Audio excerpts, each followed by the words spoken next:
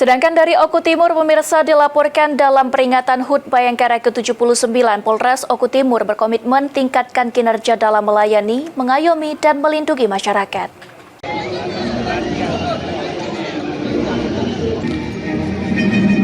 Gelar upacara peringatan Hari Bayangkara ke-79 di halaman depan Polres Oku Timur.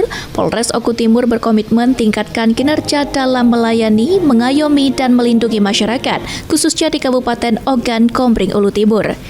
Kapolres Oku Timur AKBP Kevin Leleuri yang ditemui usai gelaran upacara menyampaikan, sesuai tagline HUT Bayangkara ke-79 kali ini, Polri untuk masyarakat.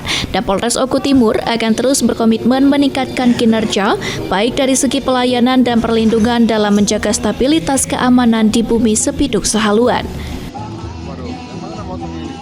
Dari Polres Oku Timur sesuai dengan tema Polri untuk masyarakat, kami tetap akan melayani masyarakat dengan baik, ya, dengan totalitas, dan juga akan menjaga stabilitas keamanan negara khususnya di wilayah Polres Oku Timur.